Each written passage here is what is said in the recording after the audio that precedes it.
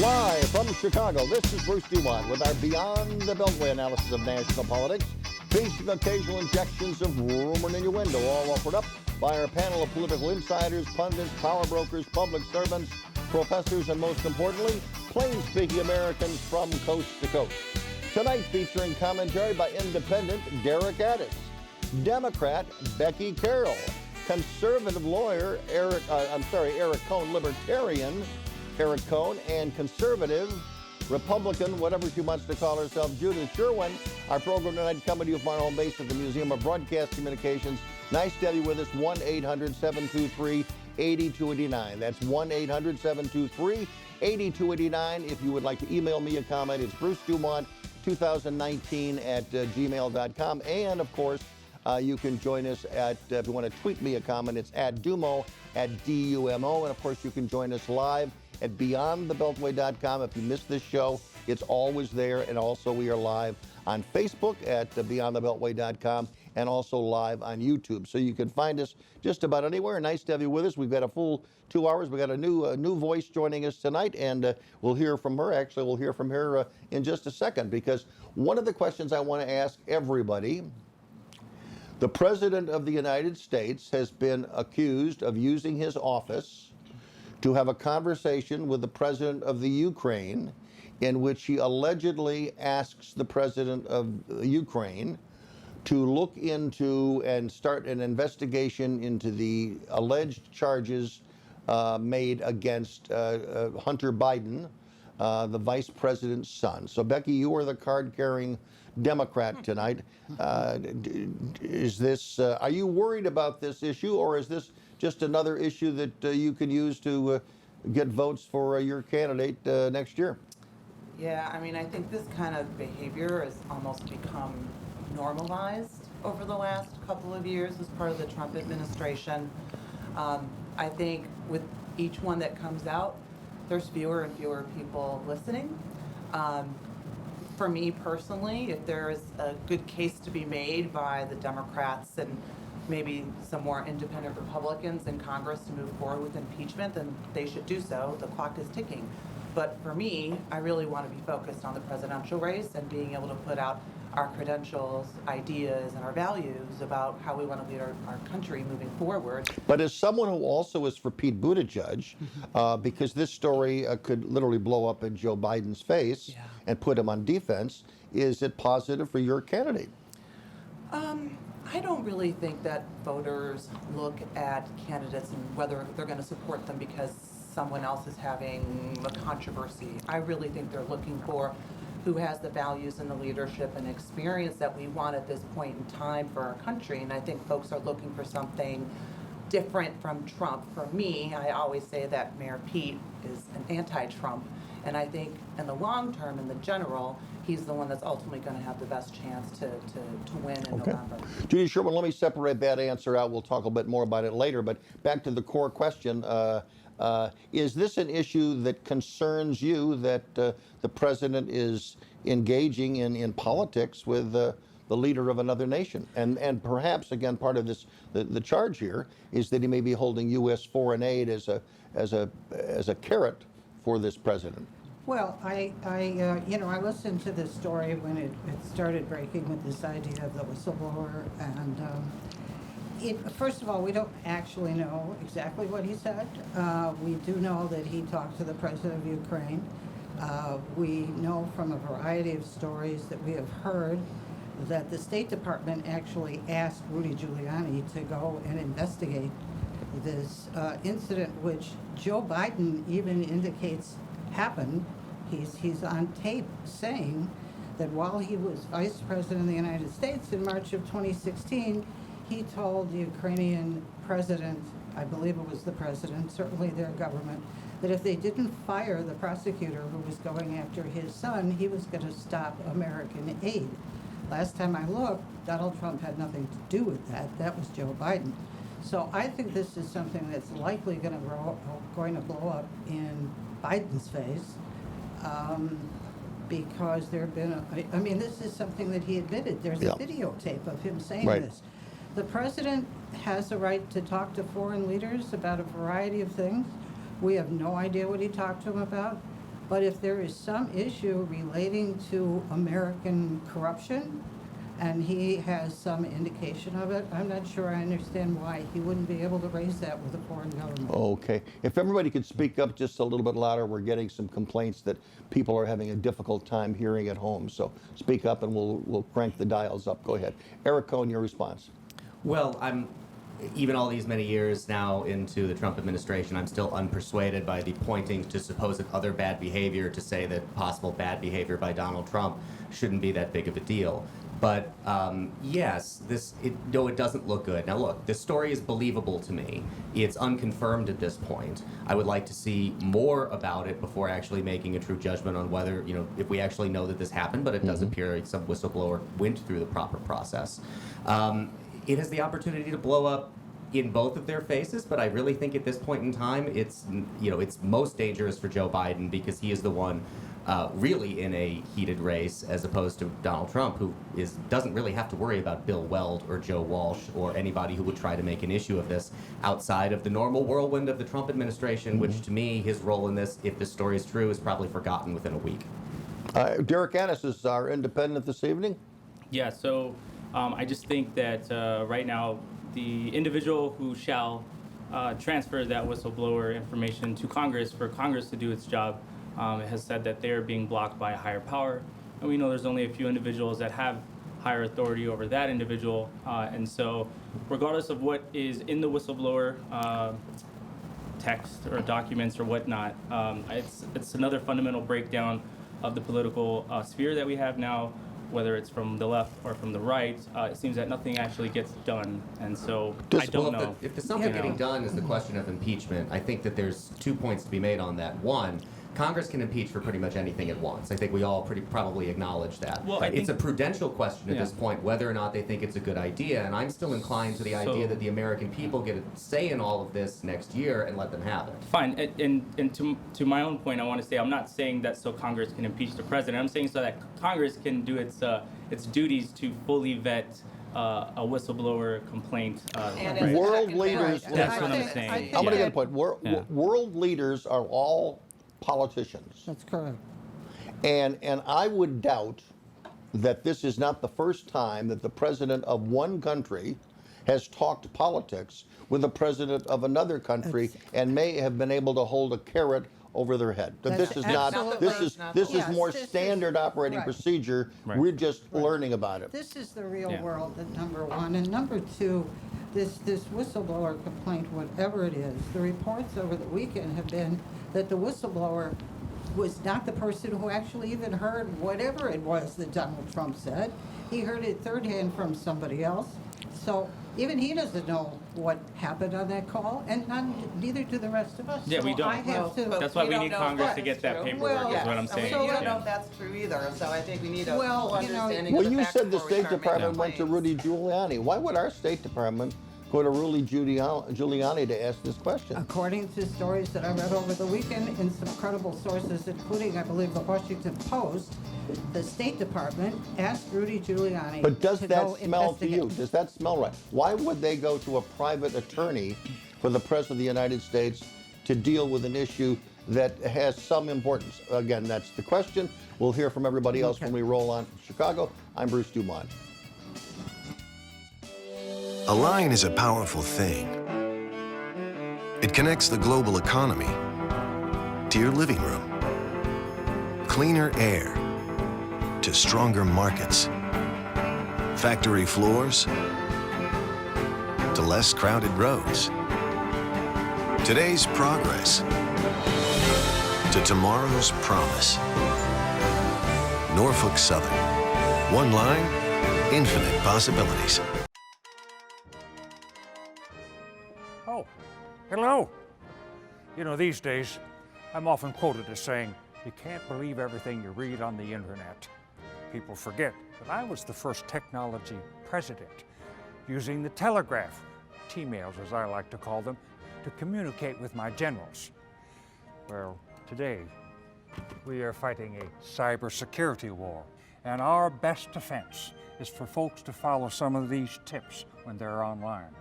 If it seems too good to be true, it probably is. Hover your cursor over links to determine the true web address. Look for misspellings and poor grammar, which are warning signs of fraud.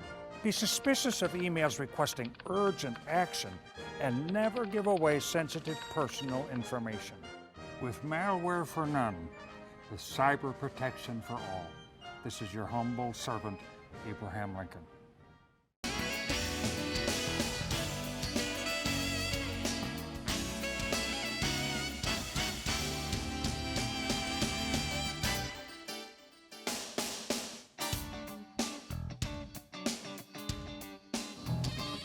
From Oklahoma City to New York City, you're listening to Beyond the Beltway, watching us on YouTube and also on Facebook Live. Nice to have you with us this evening.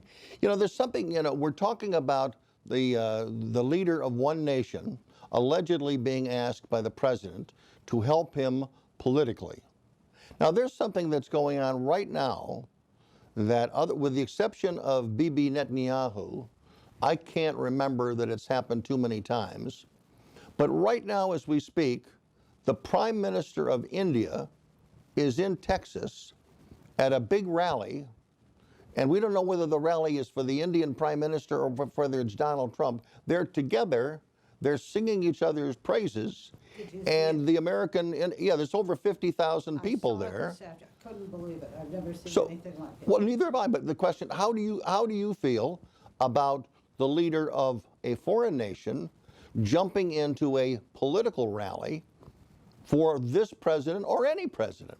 Well, I mean, I don't know the purpose of the Prime Minister of India's trip to the United States. I don't think the purpose was to help Donald Trump's campaign. I'm not so sure about that. Well, What is the other possible purpose of Yeah. appearing at a rally with Donald Trump? I mean, I can't. I think the purpose is that he happens to like it.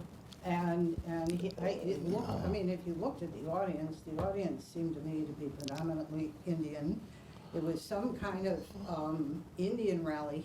The Prime Minister's speech was not in English.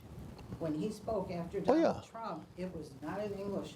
So it was the Howdy Modi. That was the Howdy Modi moment. No idea what it was about, but it was it was really extraordinary. I have never How do you feel seen about it? anything Eric, like I'm getting a sense that you have a or little their reaction discomfort to with it. Donald Trump. Yeah. It's amazing. I'm old enough to remember when Barack Obama went over and gave a speech in Germany just as a speech while he was running for president in 2008, and the right was not a huge fan of that, of him basically campaigning in another country while he was running for president.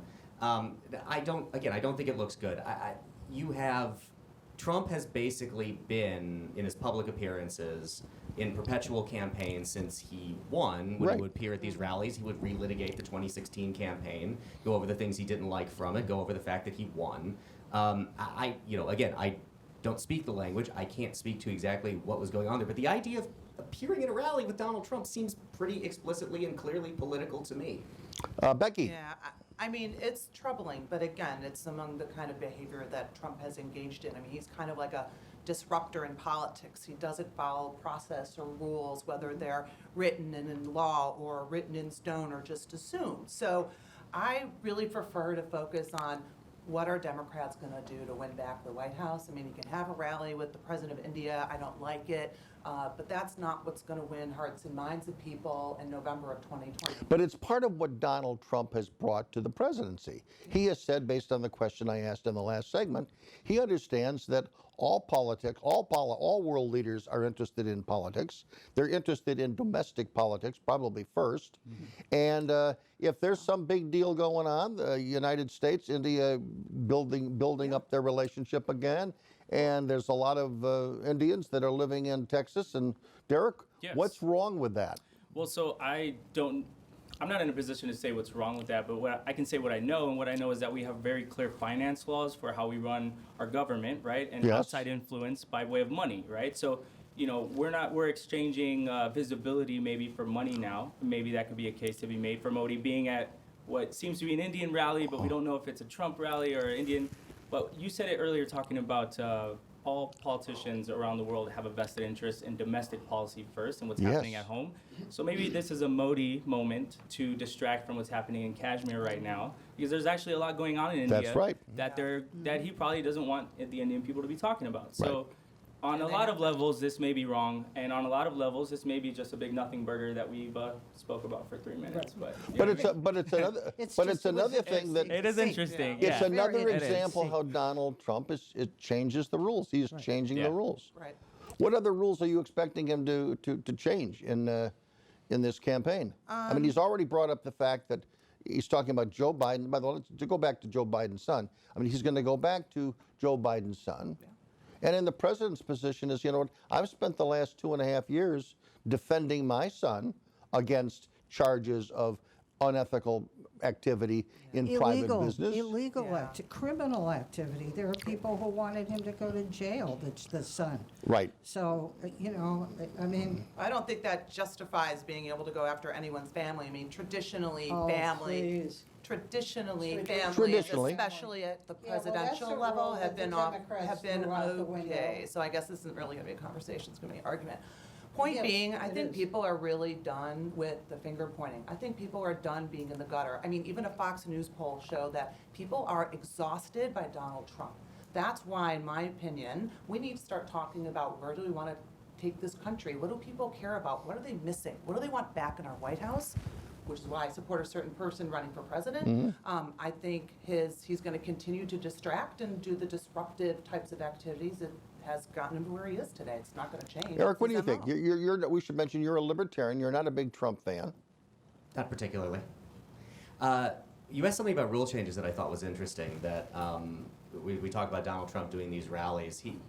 One of the things that I think is interesting about him is he seems to be the first president that I can remember, or certainly think of, who has been uninterested while being in the White House in expanding his coalition.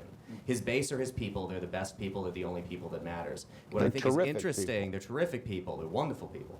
And what I'm seeing now on the left, though, is also this kind of catering from most candidates, not all, but most candidates, catering to kind of the Twitter woke left within their own primary. That you have Joe Biden, who's the one person who I think is trying to speak to the people that Trump won in the Rust Belt, who I think are persuadable to come back over to the Democrats. And you have a bunch of candidates over there who are saying things in particular that will not work for them. Beto O'Rourke comes to mind with the idea of we're going to take away guns. That is a rule change in terms of how both governing and campaigning is now going that is interesting and intriguing to me. Do you agree with that, Yeah, Derek? I think with the internet and the way that we exchange information now, and the ability for anyone to become a pseudo journalist or person of knowledge, to share, it changes the whole political sphere. So now, our politics seems to be more of a reality show, and that's kind of probably how we got a No, reality but show let me ask you. president. right? We should mention you're from Texas. Yeah. But was Beto right when you heard Beto say what he said in the recent debate? Did you say, right on? This No. absolutely. We're looking for a guy who this is a profile in courage, or did you hit your head and said, we just lost this election? Well, I mean, he lost his own election, and I think it was before that. But here's the thing: look, one thing that Obama got right, that even people who don't like his policy can't argue with, is that the man had finesse, right? And so, with finesse comes getting what you would like to do. So you can't go on national television and say we're going to take away your AR-15s. Now, do I think that people should have high-powered rifles? No, I don't think so. I had them myself. I went to a foreign land to fight for my country with that weapon of war. So no, I don't think people should have them here. But would I go on TV running for office and say that in that way? No, I would try to meet people in the middle. Maybe I think maybe you shouldn't have it, but I'm not going to say I'm going to come into your house and take it from you because you're never going to work with me. But if You know what I mean?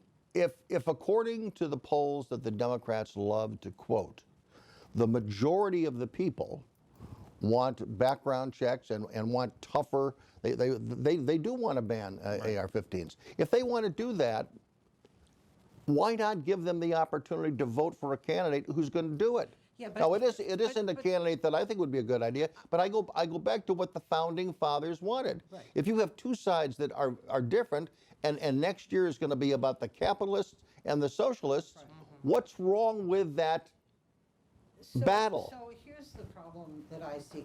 We expect the President of the United States to do everything, okay? And we don't like it when he does everything. I mean, people on the left don't like the executive orders. People on the right didn't like the executive orders. So there is an entity in this government called the Congress, okay? If there is so much public calling for banning AR-15s and so much, you know, being put forward for increased background checks, let them bring up a bill. I haven't seen a bill. Have you seen a bill? I haven't seen anything. There have been but multiple There- efforts. there It's have called been the multiple NRA bills that haven't lobbying, moved. Listen, effort that has you know, that's killed a it time very, and time very again. poor excuse. I don't care It's if not the an excuse, it's It is reality. an excuse. No, it's Bring reality. up a bill. They have. Make people There's a vote. lot. Eric, of, Eric. Make people vote. Make people. Well, the vote larger either problem- for or against the I'm sure there are NRA. plenty of people that would love the opportunity to vote on that, but those there are bills there, and you haven't had leaders that have called them. Now, I'm not in support of all of those bills necessarily. I'm not certainly either. not in support of banning AR-15s, but what I think would be the more honest thing for Beto O'Rourke to do, and I've actually would love, I've said this for quite a while now, I think it would clarify the debate, because this is actually where I thought we've been heading. If there would be a candidate who would run openly on the idea of we have a process for amending the Constitution, let us amend out the Second Amendment. Let us eliminate the Second Amendment. that's gonna Have a happen. candidate actually be honest, which is why I think what Beto is doing is nothing more than a Hail Mary for attention Yeah. for a Yeah. failing campaign Yeah. that is Right. going nowhere. But the problem for Democrats is that he said the soft part out loud. And if Right. we're going to have a campaign right. going forward, Yeah. they should all be asked if they agree with Beto O'Rourke. Yeah, I can see He the said it now. campaign, Right. I can see the campaign ads already. I mean, the minute those words They're left already his there. mouth, I thought, oh, here goes the campaign. the ads Democrats- that we're I gonna was see reading an over article. again. saying And- that. And I Yeah. think that Why did you say he that? was trying to also, he tapped very deep emotions of people who are very frustrated with the School with the shootings. violence that we've Yeah, seen, no, the especially in shootings schools with the over and over AR-15s, again. like, they're not shooting but with there's handguns. there's a way to say it without also stumbling politically and hurting the party potentially. And what you don't want to do is you want to rile up Trump's base and get them out to vote. You want to do something to keep them at home in 2020, and he handed them something that will rile them up. I don't know. I think he's, I don't know. I thought it was, it's not a good statement for the Democratic Party. I think where he is probably a good thing for him to do. Back shortly from Chicago. Crooked teeth.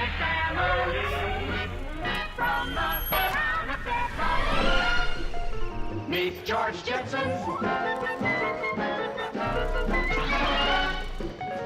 His boy Elroy. With instant acceleration, electric cars are more fun to drive and more affordable than ever. Electric cars are here. Plug in to the present. Dallas, St. Louis, Nashville, Tuscaloosa. All major cities to feel the destruction caused by a direct hit from a tornado. Is Chicago next? It's not a question of if, but when, and the clock is ticking.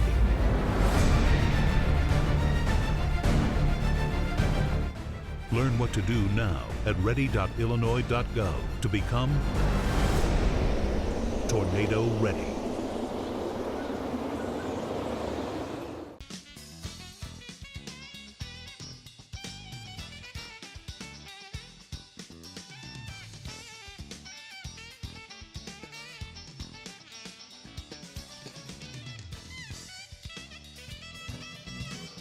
Bruce DuMont back in Chicago, and we have our four guests this evening, and one of our guests is making her maiden voyage, and she's going to introduce herself, Becky Carroll. Hi, so I'm about a 20-plus year veteran of public affairs, politics, campaign, and government. I've been very fortunate to work for a lot of good people. Probably the one I might be most proud of is being National Director of Women for Obama in 2008, which was a historic moment, obviously for the country, but also my career. And now I founded my own firm, C Strategies, and we specialize in public affairs and strategic communications. I don't do politics for a living, but I do love to do it on the side and help friends who are advancing things I really care about. Judith Sherwin. So my name is Judy Sherwin. I am a practicing attorney in Chicago at the law firm of Retzel and Andrus, and I'm also an adjunct professor at Loyola University, where I teach constitutional law, First Amendment issues in the law school, and teach in the graduate school ethics and business. Are you a conservative or are you a Republican? Probably a conservative. Okay. The R word kind of sticks in my throat. Derek Addis. Yeah, I'm a DePaul double demon, an Iraq veteran. I started Philomathy Marketing not long ago to help small brands achieve their true potential. Eric. I'm 15 years of public affairs and marketing and political consulting experience, and I'm co-host of Sources with Knowledge, along with my co-host Joe Kaiser, on AM 560 The Answer here in Chicago, 3 p.m. on Sundays, and you can also now look us up in Apple Podcasts if you want to listen to the program there. Right, and you have a podcast too, right? I do. The Everybody's broadcast. got a podcast. It's great. And we love to talk. What is your so. podcast called? It's called The Broadcast, and we primarily feature women who are doing great As in things. broads. Yes, as in the broads. We own the name now, Okay, take that's ownership good. over Wow. it. So, yeah, it's great. I love it. I've been doing it for a couple of years, and hopefully I'll keep doing it for a couple more. Very good. One of the other big stories last week, the pressure obviously is building in Saudi Arabia as to what the United States response should be and what Saudi Arabia's response should be to the attack on their oil fields.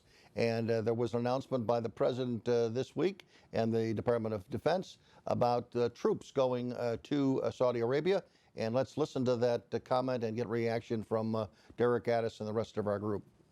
The President has approved the deployment of U.S. forces, which will be defensive in nature. As the President has made clear, the United States does not seek conflict with Iran. That said, we have many other military options available should they be necessary. Derek, you are a veteran. You've spent 2 tours in Iraq. So you're young enough to still be sent away to defend this country. What is your reaction to the possibility of troops? Now, it's a small battery of troops at the moment, but again, many advanced wars start with small batteries. Yeah, I think, SecDef just said that we didn't want a military fight with Iran, right? We didn't. They said that the intent is not to start combat. Well, then we shouldn't have pulled out of the nuclear deal. We should have stayed in it. It was working. We knew it was working. Independent agencies from around the world, to include foreign governments that were part of the deal, all said that it was working. And Iran was playing nice. Like I've said before, you catch more flies with honey.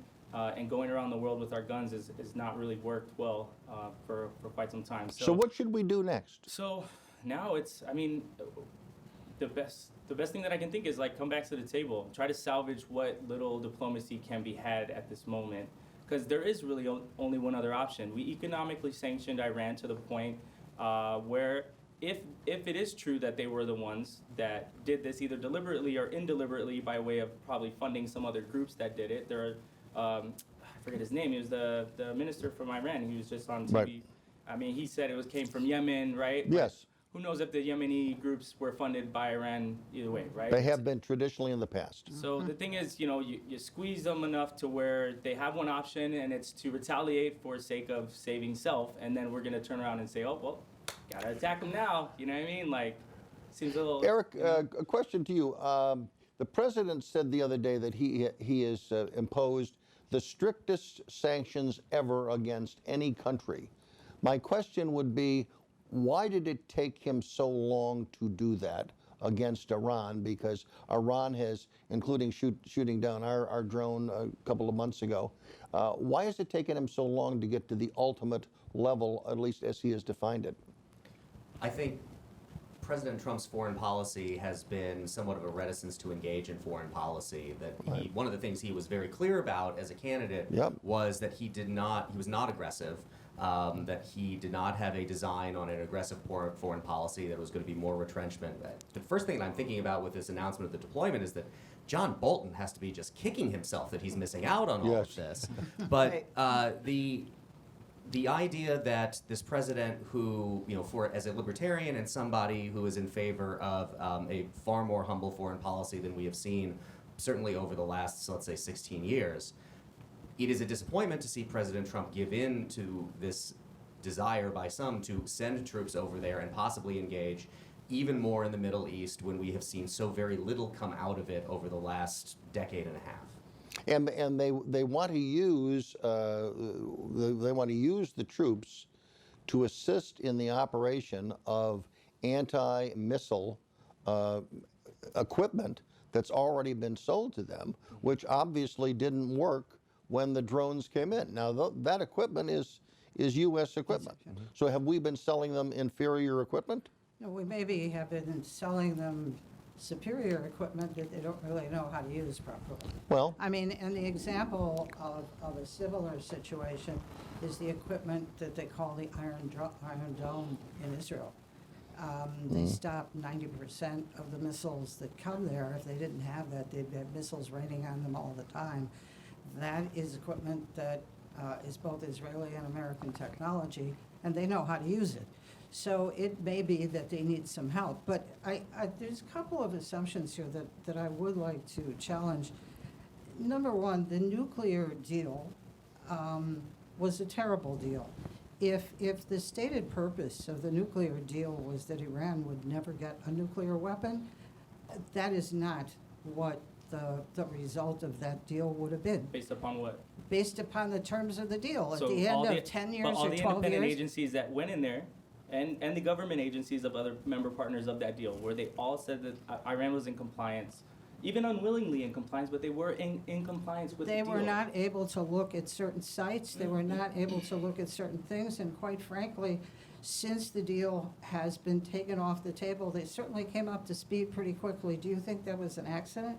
Do you really think they weren't doing anything, that we didn't know about what they were doing?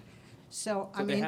They have nuclear arms now, you're saying? Because you said they came up to speed, so what part of that process I'm are they saying at that you know of with certainty right now? They came up to speed on their centrifuges, they came up to speed on a lot of the material. Well, they were Read shut the down papers. during- Read the papers and see what they're doing. They have a lot of stuff Creating energy going. for themselves, No, and a way to yeah. protect Well, themselves if you against want- foreign aggressors. Right, okay. No, If really, you want to no, really. believe that, that's fine. Hold on, wait, Who's but the serious foreign question aggressor though. who's coming after Serious them? question. Why are Who's we the allowed to foreign have them, aggressor? but they are not? Who is, Why are first we of allowed all, to have them, let but me- they are not? Let me say, because we do have them, and we are more responsible with them, and we have them, period. And the more people that have them, the more issue you have with something really blowing up. I agree with you. Okay? So let's So get you to the don't table where want the world them- disarms themselves. No, you don't That's not- want that's not the them, answer. you don't want them to have nuclear weapons when their stated purpose in having them is to wipe one of our allies off the map. Now, if you're okay with that, that's fine. I am not okay with that. You shouldn't be okay with that. And we do not need a world where an aggressive country like Iran gets a nuclear weapon any more than we want to have the gentleman in North Korea continue on the path that he was continuing on. You mean So Trump's buddy.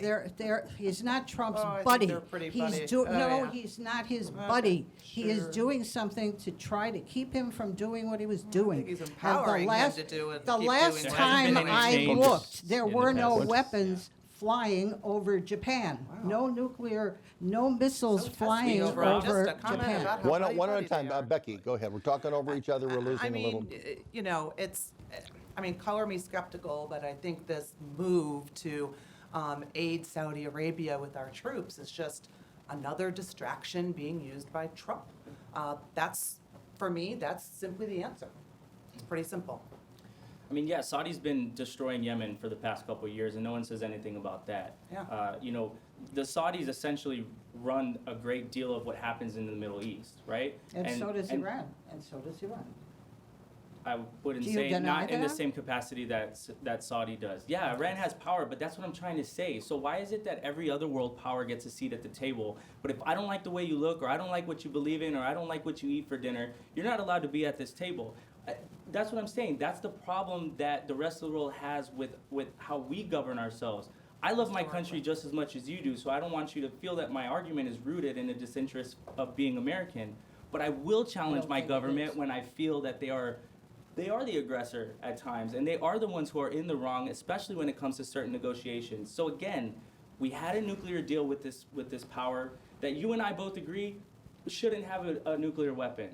I'm not saying they should, but I'm saying we can't sit at the table and say, no, you can't, yes, we can, and then when I get you to agree to something, because the other guy who's the president that put it into place, because I just don't like that guy, now I'm president, we're out the deal. That's, Yeah. I don't think Eric, that's an Eric, assumption. We're out that Eric, deal. Eric, No, that's Eric, exactly what No, this happened. is- One, Eric, one He second. even said that. And he's been said that. dismantling all sorts of Obama it's Eric's turn. policies. Eric's turn. Sorry, go Withdrawing ahead, like yeah. this wouldn't have been a problem if they would have moved it through Congress the way that something like this should have been put through Congress. The It nuclear left, deal? yes, it left open the possibility that the correct. next president can withdraw from it. This is a major I problem agree with with the that. way Congress is operating, with the way that presidents have been operating, doing so much on their own.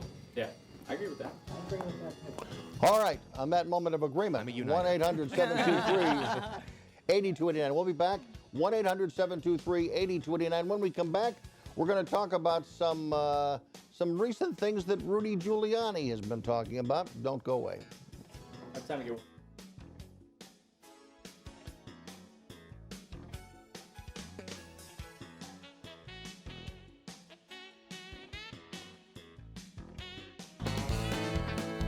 If you look hard enough, go off the beaten track far enough, you'll find an America teeming with the unusual, the odd, the downright strange. I'm Will Klinger, and I'm your guide on a package tour we like to call Wild Travels.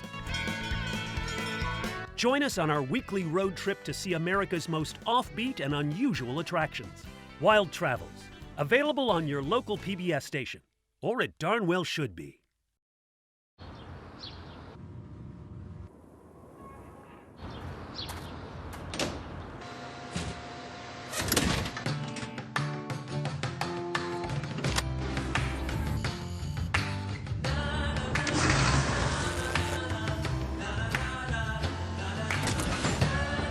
When CSX moves forward, so do the rest of us.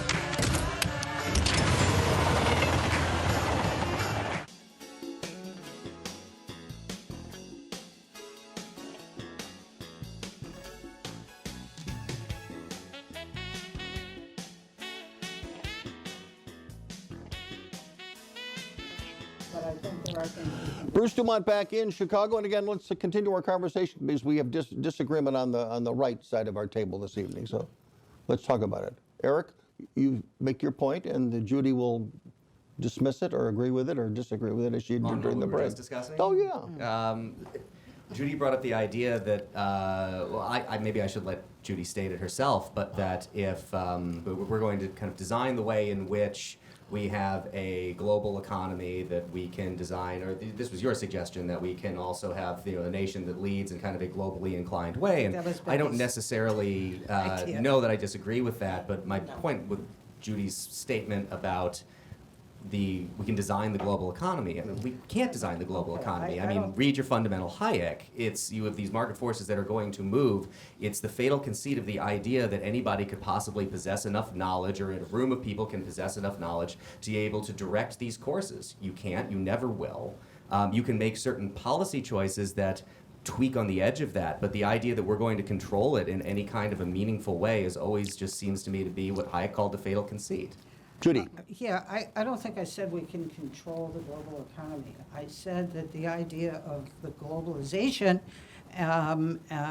that people seem to be fascinated by and think that we should buy into is something that Donald Trump came into office and said, you know what, we need to do something about American business, the American economy. We need to make the American economy strong, and we need to go after people who are trying to destroy us in the global economy. And he was talking about China, and he was talking about other actors. We have issues with Europe, we have issues with the United Kingdom, we have issues with a lot of people. So yes, we have to live in a global economy, but there are American interests and American ideas that I think we need to take a look at, so that the people in the Rust Belt who were thrown out of their jobs and had their factories closed are going to be able to live and are going to be able to work in some way in a global economy that makes room for them. And they were completely frozen out. So I'm not saying that you can control that, but you can find ways to work in it that are more intelligent than the road we were going down, and that's what he's trying to do. Final word, and then we're going to move on. You can make domestic policy choices that can help those people in the Rust Belt. That is one thing. But to make the kind of promises that Donald Trump made, that these jobs are going to come back, they're not going to come back. They have gone, they are not going to. Now, the idea that globalization is something, to me, that needs this kind of skepticism is baffling, because over the last number of decades, it has brought billions of people out of poverty. It has made the world wealthier. Fewer people starve. It has made the world a better place. American manufacturing, its output is at the highest that it's ever been. Its employment is lower, and there are domestic choices that can be made there. But to see this as an indictment of globalism or global capitalism has never made sense to me. By the way, I want to switch gears and talk a little bit about, bring back to 2020 politics. The Des Moines Register, which is one of the most respected newspapers in the state of Iowa, probably the most, they came out with their latest poll. And we're going to put those numbers up because I want to get a couple of our guests to respond to it. This is according to today's edition. Senator Warren has now moved into first place at 22%. That's 7% increase over the last time they did this about 3.5 weeks ago. Joe Biden has slipped to second place. That is a 3% loss. Bernie Sanders has slipped down to 11%. That's a 5% loss. And Pete Buttigieg is now at 9%. That is a 6% loss. And Kamala Harris has stayed where she was at 6%. So we should mention, by the way, that you're, Derek, you're an independent, but you're a progressive independent, as people just heard, and you're a Bernie Sanders supporter. But I want to give Becky a chance first. A 6% drop in Iowa is not good for your candidate. What's going wrong with Pete Buttigieg in Iowa? I don't think it's what's going wrong with any one candidate. I think it's what's going right with Elizabeth Warren right now. She's hit a moment. I think we're going to see numbers move around a lot again between now and January. I've been on 2 presidential campaigns. I've worked in Iowa. I've seen this movie before. Yesterday at the steak fry in Iowa, Elizabeth Warren and Pete Buttigieg won the day. They were like 33% and he was at 29%. And that's always been kind of a real indicator of like, where are voters really going to go? So, but I do think if anything, and no offense to Bernie, and I know you're with him, but I do think we are seeing the progressives starting to move more to Warren as opposed to 4 years ago. They're just so squarely with Bernie. There was like no question. And then that's changing now, I think. Eric. Yeah. So a couple things on that. The media darling of the moment has changed. So now it's Senator Warren. It was Beto, then it was Pete, then it was Kamala. It's always been Biden, right? But now it's Warren. So I want to talk about your poll, though. So when you look at the nuts and bolts of polls, which I wish a lot more people would do, so we only had about 600 people, 602, I believe, that were polled. It's only listed as telephone. Normally they'll list out if it's a mobile or landline or whatever. Usually what they do is when they just put telephone, it means it's landline, but they don't want to say that publicly. So you're talking landline users are predominantly a little bit older, seasoned, if you will. So they also, when you look at that poll, 12 people that said that Warren was their candidate said that their mind was made up. But 88 of those people were still open to being persuaded in the future. So take polls with a grain of salt, and then kind of do a lot of research for your own. And I have some other stuff about Bernie later that we can get right back into. I want to talk about that, but I also want to talk about Becky because you have spent some time in Iowa. I want to know. Obviously, we're a long way away, but I want to hear your story about how you go from 6% to 23 or 24 or 25%. That's what we're going to talk about. When we come back, also, I mentioned we're going to do it in this segment. We will do it after the hour break. In hour number 2, we're going to be talking about Rudy Giuliani's appearance on Fox News today, in which he opened a can of whoop-ass on Joe Biden, and we'll talk about that in hour number 2 of Beyond the Beltway. Thanks for joining us tonight.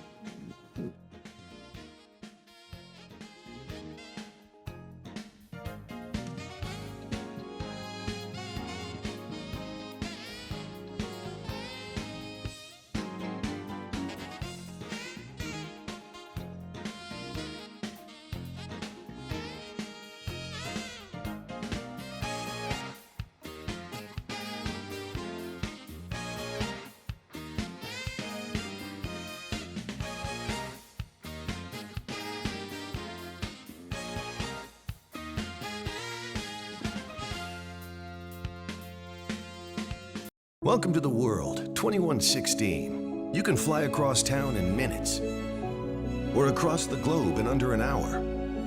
Whole communities are living on Mars, and solar satellites provide Earth with unlimited clean power. In less than a century, Boeing took the world from seaplanes to space planes, across the universe and beyond. And if you thought that was amazing, you just wait.